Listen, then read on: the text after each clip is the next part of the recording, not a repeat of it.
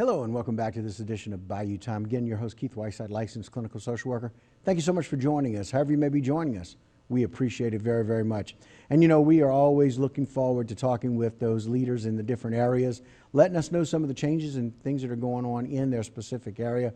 Very glad to welcome back to the program Mayor Tommy Eschete with the City of Thibodaux. What's going on, Mayor Tommy? Oh, it's just another day, middle of the week, and you know, keeping our head above the water. I know it. I know it. You know, it's been a little while. Who'd have thought that it had taken this long to get us to where we are? But we got a few changes coming up here in the City of Thibodaux. It's really important for people to know about trash pickup. Yeah, you know, we've gone through a process as every governing body has since the storm, and it's been a challenge not just for us but for everybody. But you know, we were blessed in that we weren't hit as hard as Lower Lafourche and Terrebonne Parish, but we did have a lot of storm debris to collect and dispose of, and we've gone through our first two phases of that, which is really the Category A and Category B pickups that FEMA will be reimbursing us for.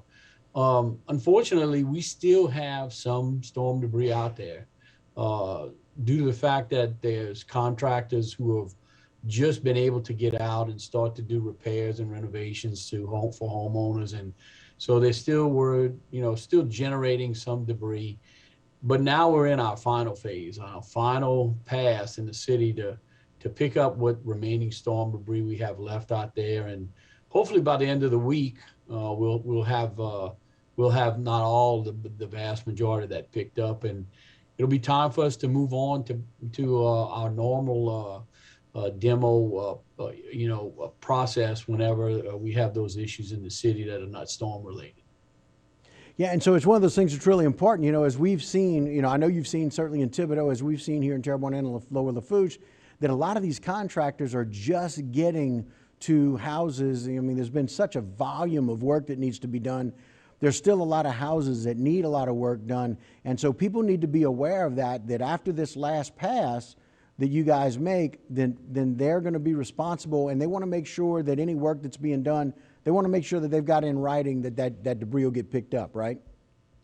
Yeah, absolutely. And you know, it's not, we don't want to have it to be we don't want it to be a financial burden on the homeowners, but you know, as I understand and speaking to a lot of insurance agents and adjusters, you know, in the claim that you make, they can allow for debris removal in the claim. You know, typically it was picked up by the city during the initial passes, and the city absorbed those costs. But now that we've gone past that, you know, it's imperative that you inform your contractor whether they're doing fence repair and removal, or you know, roof repair and removal, or any type of renovations or demolition of homes or businesses, that contractor is really responsible for hauling that debris away, and they need to build that into the price so that the insurance claim you make will cover the cost of that debris removal.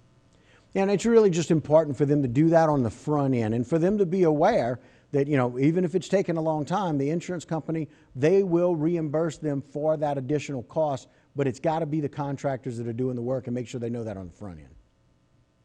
Right, and you know, typically, you know, you have our roofing contractors, whether it's during a storm event or just a normal, homeowner changing their roof because of age.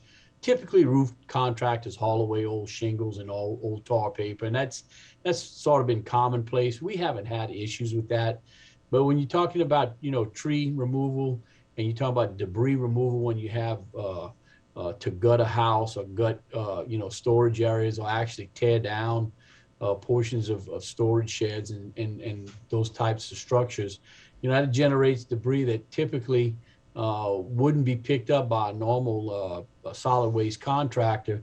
Well, you know, they're limited to amount of bulky waste that they can pick up, and that's well beyond what is provided for in their contract. Right, and people just kind of need to be aware 2 cubic yards is typically the biggest that can be picked up as part of the normal trash pickup and debris pickup that y'all would normally do through the city. That's correct. Yeah, and you know, it's a once a week pickup up to 2 cubic yards. You can put curbside, and it will get picked up.